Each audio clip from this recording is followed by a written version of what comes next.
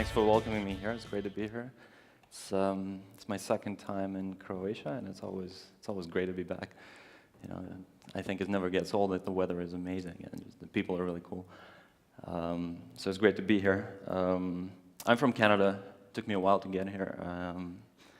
Today I would like to talk to you about the company that I founded and some of the challenges that we went through and some of the mistakes that we did and some of the things that we did well. And I also wanted it to be interactive and useful for you. So please, we'll dedicate probably half of this to questions and answers. So please think of some of the questions and some of the challenges that you're facing. Hopefully I can help you with our experience and our expertise, and maybe you will not make some of the mistakes that we did. So you'll be successful. Maybe before we start, I'll get some water. A little bit of background about me. I've been a software developer for most of my life. Started writing code when I was 9. I got my first computer when I was 9 years old. It was an old Sinclair, which I used mostly to play games. And then I discovered a computer language called BASIC on it. So I wrote my first code in BASIC when I was 9, and from that stemmed my passion for software development and the internet later on. For me, it was kind of an unlimited toy that you could just run your imagination wild and create whatever you wanted. And later, I discovered web design, which also fascinated me for some time. I started building a list of clients that I built websites for, and then started launching businesses. The first one was a design agency. 500 Pixels is the company that is the biggest that I've run. It's the third one. And it's the first VC-backed company, also the largest. And the reason I did this is because I knew from very early on that I wasn't going to make it in the corporate world. I wasn't ever going to work for a big corporation. I tried, and I lasted like 3 days in one. It just really wasn't for me. So I really had no choice. I had to make my money somehow, and to sustain myself somehow, so I had to do this. So I did. When we started 500 Pixels, it started as a hobby for a co-founder of mine, Evgeny, and I, who got into photography at about 2004. We started being interested in photos, and he launched a website, a community, in a website called LiveJournal. If you remember that, in the early days. I think it's mostly irrelevant now, but at the time it was the dominant blogging platform. He ran it as a hobby for several years. It amassed somewhat of a following. We had several thousand people subscribed to that community. And the name actually came from there as well. 500 pixels was the width of the photo that you had to upload. That was the restriction on the based on the design that he created for the community. So for several years, it was just that. It was a hobby. And around the late 2007, we decided to make it more than that, and decided to build a company. We started working remotely for about a year. He was living in Moscow at the time, although we met in Canada, but he went to Moscow to run a different company that he was hired to run. And I was traveling extensively. I spent a bit of time in Peru and in Warsaw, later lived in Warsaw that year. And we worked remotely, but it didn't work very well. So at some point, we decided to go back to Canada and work on it full time. So that was in 2009. This was the early prototype when we were still putting ideas together. Our audiences were mostly in Eastern Europe. The site looks nothing like it looked before, but this is the early prototype, and this is us launching it from my apartment on Halloween of 2009. He joked that he dressed as a designer that night and coded for Halloween. The company was bootstrapped. We used our own time and money to do this, and we had a good complementary set of skills where I could write code and design the backend systems and create data structures and so on. And he was able to promote the company and also do web design. He's a talented designer, although he doesn't consider himself as such, but we were able to do a lot together. Some of the things that we've learned out of that is, we make a good combo. A combination of a designer and developer is probably all you need to start a company in the earliest stages. You probably don't even want any more people than that, because the communication paths are becoming more and more complex as more people join. The other thing that was interesting is we had an early audience. So when you launch a platform like this, when you have multiple constituents on the, in our case, it was the photographers, the viewers, and then later the buyers. It's good to have, the initial problem you have is this chicken and egg problem. Your photographers, they're not going to come without the viewers or the buyers, and your buyers are not going to come if you don't have the photos or anything else to sell. So in our case, we were lucky because we had this early audience and from LiveJournal, and it was about 1,000 people or so that we imported from that blog. So that started the platform really nicely. We also seeded it with our own photos because we were taking a lot at the time. One of the other cool things that we did is we've closed the site to the general public, and we issued invites. So that's created this artificial scarcity that, I was inspired by the way Gmail was launched in 2004, I think, where they gradually let people join the site, and that generated lots of hype.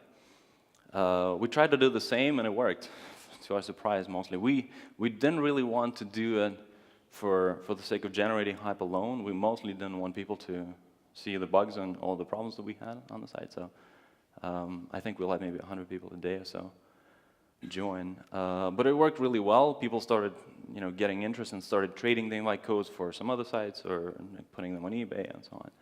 So that was like free marketing that we got for it.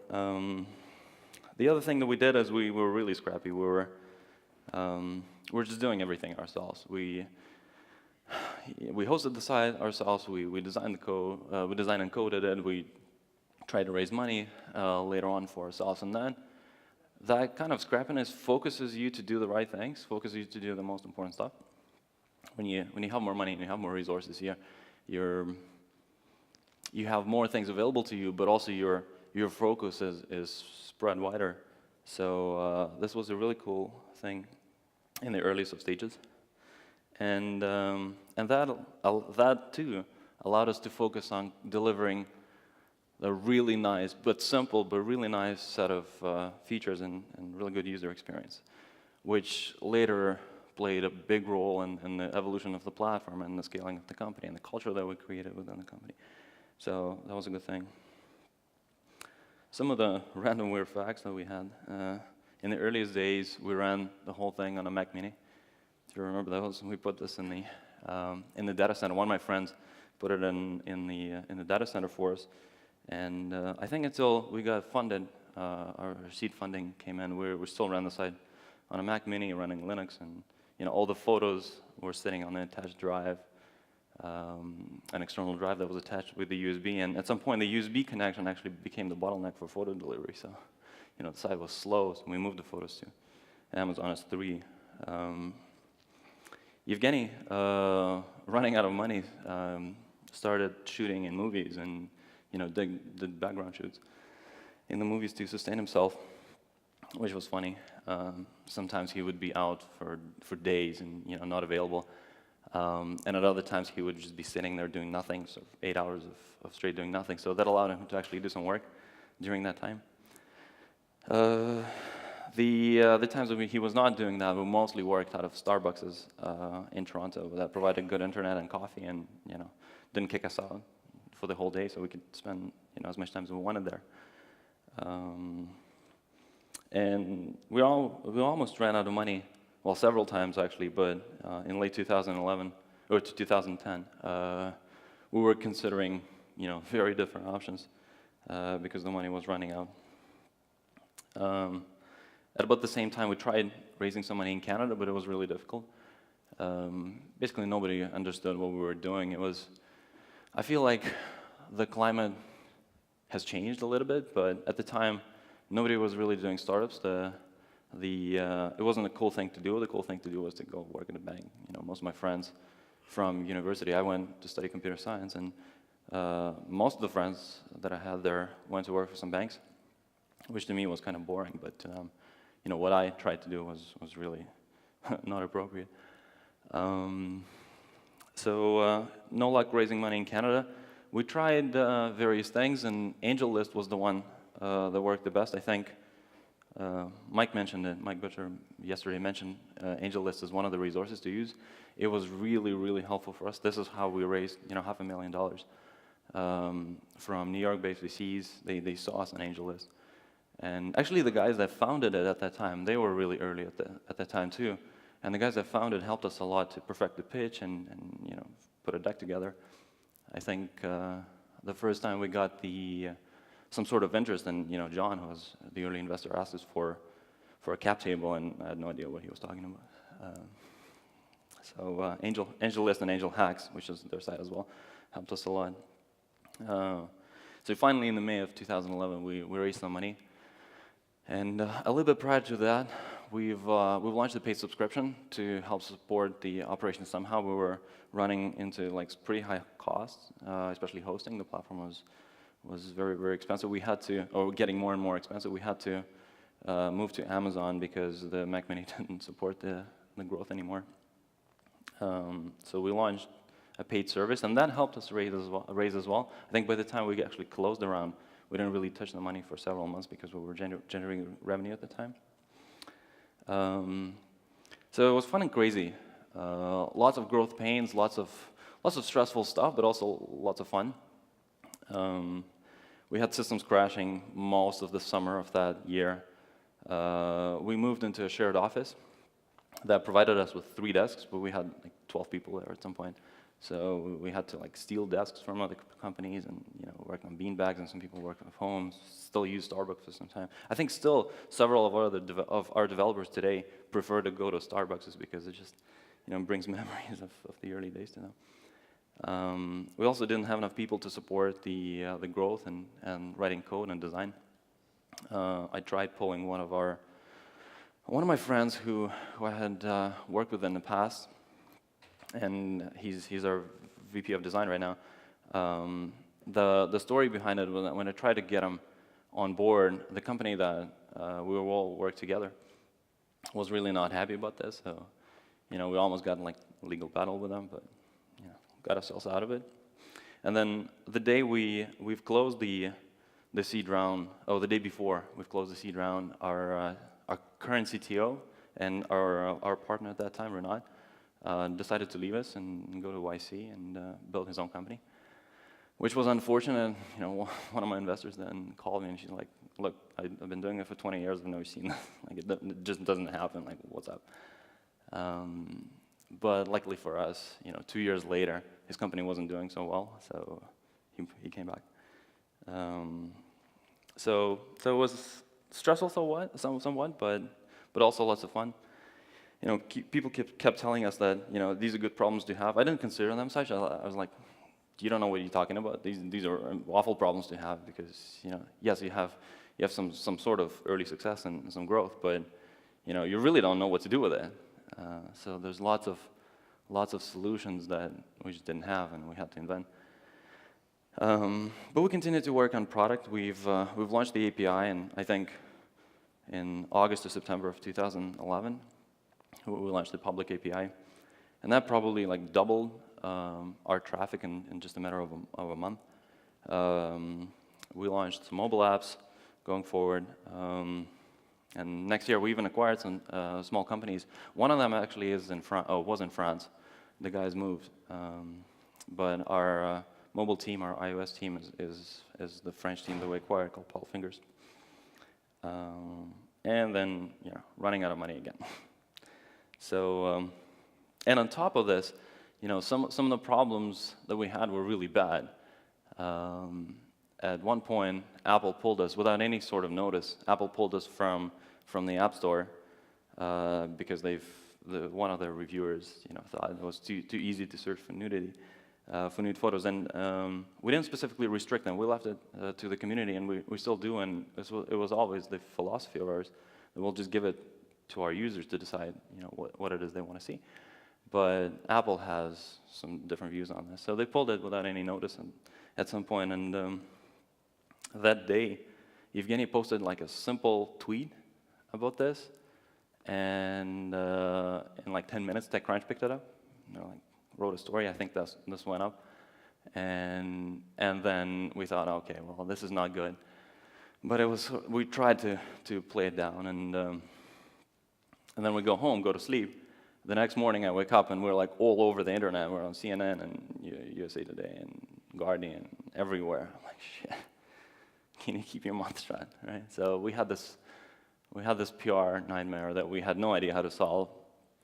I think it lasted for a week. For about 3 or 4 days, we tried to get to Apple, and nobody was really responding. I think Apple themselves didn't really know what to do. I think they've never had anything like that. So there was no sort of procedure.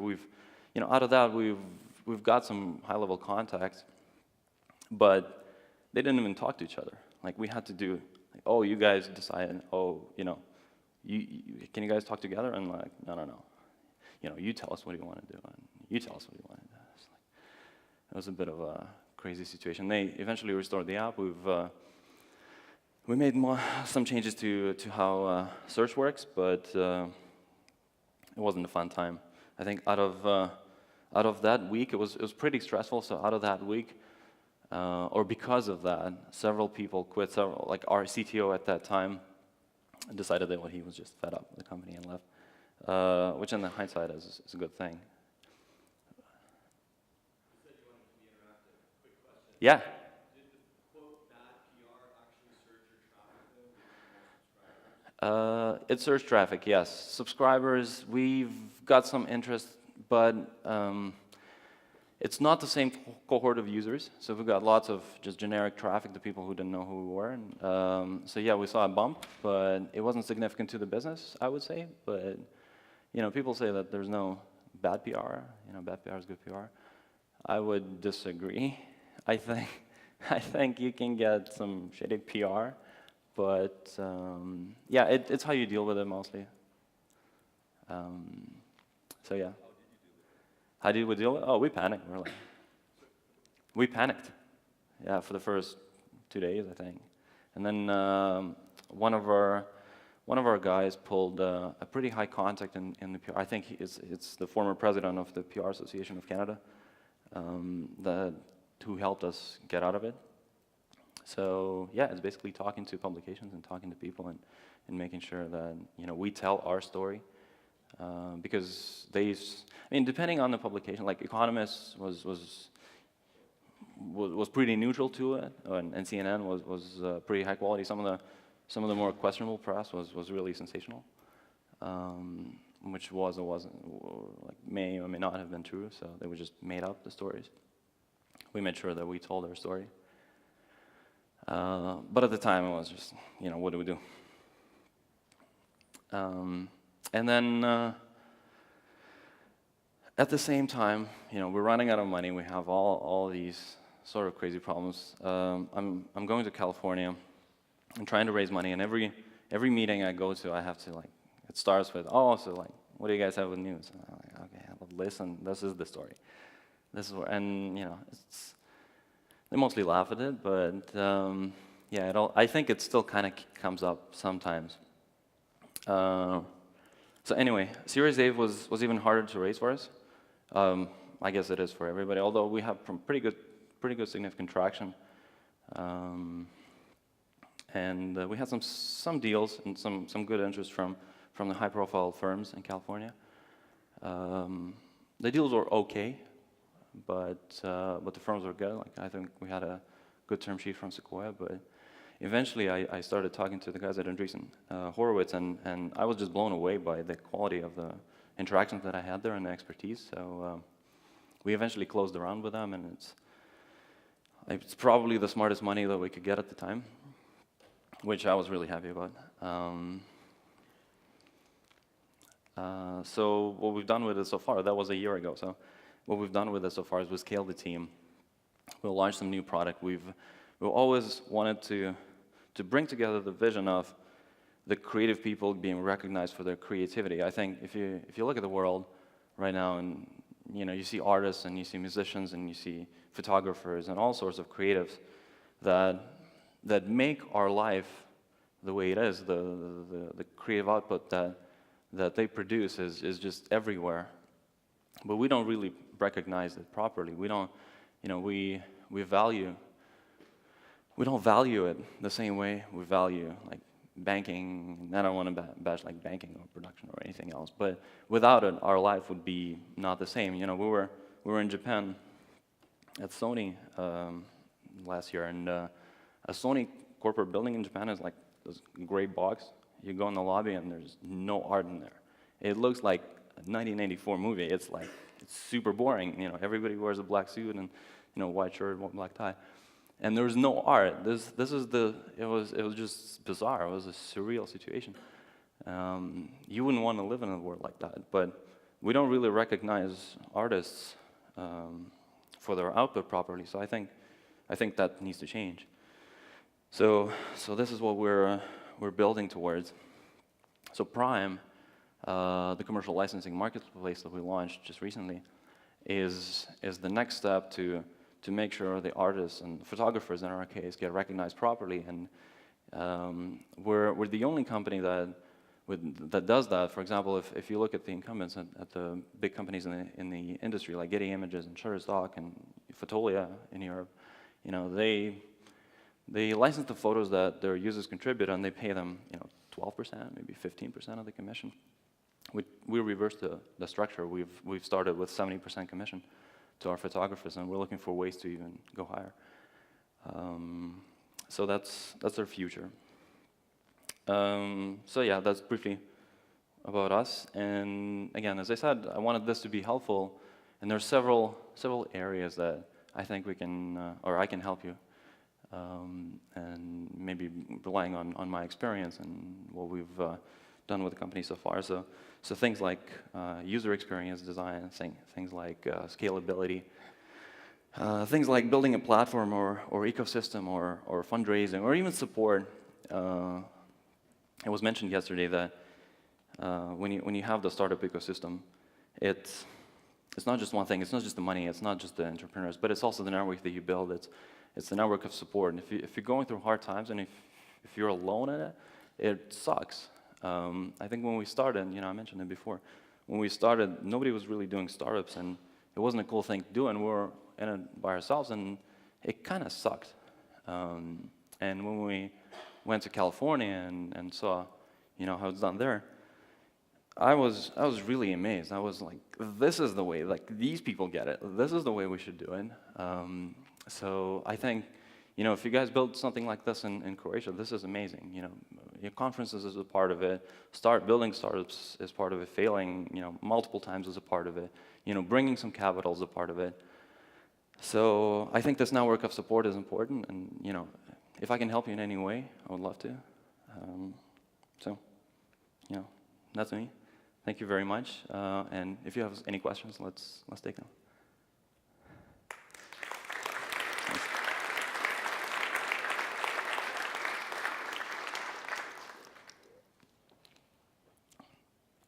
No questions? What are your biggest challenges going What are your biggest challenges when you look to the future? Biggest challenges, competition. This is one of the most competitive areas, photo sharing, photo distribution. It's probably one of the best marketplaces you can build. It's digital goods.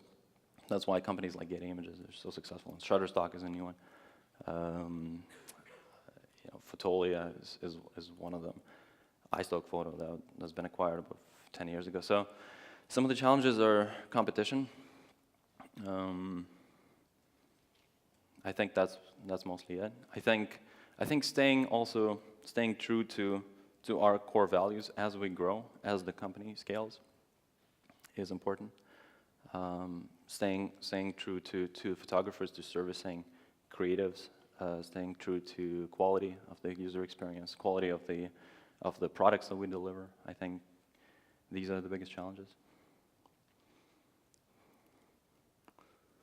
Yeah?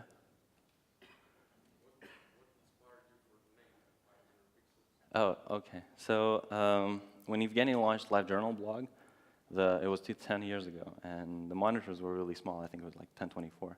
So 500 pixels was one of the requirements. You had to upload a photo that was 500 pixels wide. Because it fit with the design, he designed the page in such a way. And then we later abandoned the requirement, but we kept the name because people thought of 500 pixels as the high quality photography. Yeah, it also was, a fairly short URL. So we kept the name. Yeah. You had something? No? Another question on Oleg. Oh, okay. I just want to see how you see yourself as a CEO and Yeah. your company, let's say, in 3, 4, 5 years from now. How do I see it? 3, 4, 5 years from now is like a different time. It's like a different era in the internet years. So it's hard to see it that way. We want to be the platform that recognizes creatives. If you think of what LinkedIn built for professional identity of yours, we want to build something like that for your creative side. So as the company evolves, I mean, there's like different units that you build, but one of the things that I want to pay closest attention is the values. So I think it's this fostering and nurturing the community inside as well as outside. That stays true to our mission and our core. I think that will be my biggest job going forward. Yeah? Do you get any desire or plans to try to start some new startup in some other market, or are you going to stay with this present? Yeah, I mean, I'm full of ideas. I think the challenge is not the lack of ideas. It's the focus to follow through on the most important ones, or like the ones that you feel most connected to. So yeah, there are several other companies. I don't think I will do this forever, but for now, this company needs me. So I'll stay there as long as that's the case. But yeah, there are several other things that I'm really interested in. I think, I recently started working with some of the younger companies in Canada, and it's always cool. It's maybe it's not something I built, but maybe I help someone else do that. There's some hardware companies.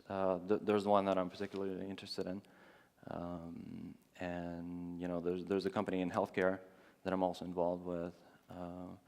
There's an idea that I had some time ago that had to do with clothing and distribution, and how you buy clothes.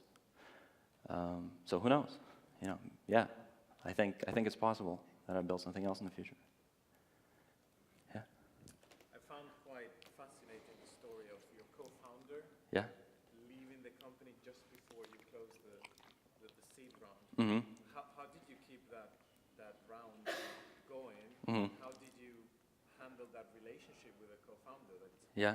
quite hard to believe that you're going to still be in good terms and that he eventually even came back. Yeah. So how it started is Evgeny and I started the company together, and then we met this guy. He was in Waterloo working for BlackBerry. If you use BlackBerry and you use internet on BlackBerry, that's his code. Like he wrote 3G modem code. So he was kind of bored with BlackBerry, and he didn't want corporate life anymore. So he wanted to leave and start a company of his own. And then we convinced him to come and join us. And so he did. And we worked on, and these were the early days, so we were working on several ideas in parallel.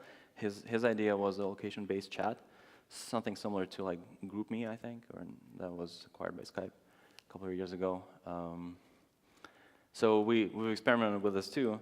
And when things started getting serious with us, and the investors were ready to come in, he wasn't sure. He kind of always made this clear that, guys, I might or might not do this. I really like working with you, but who knows? We don't know what actually works. Maybe his idea works, and maybe ours. So I think it was a difficult decision for him, and he knew that the round was coming together. So I asked him to make a decision, probably a week or so before we actually signed the papers. And the day before we did, he came in and he's like, "Sorry, guys.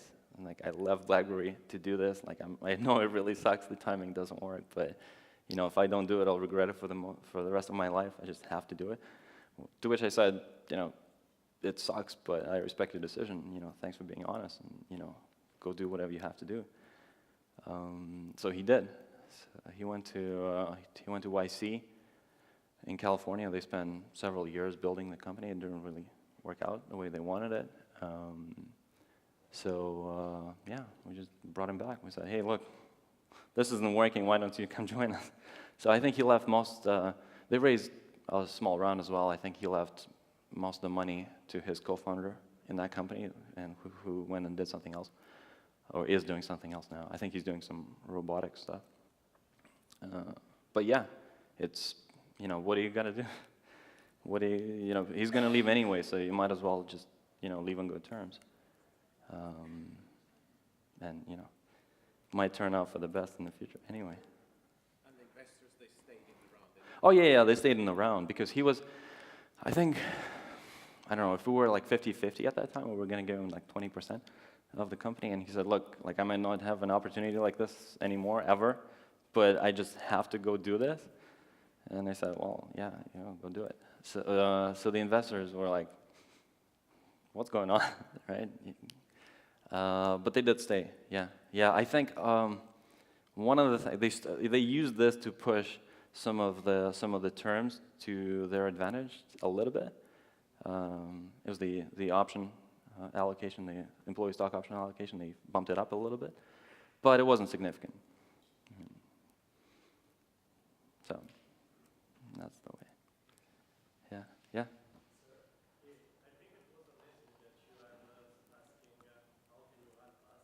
Yeah.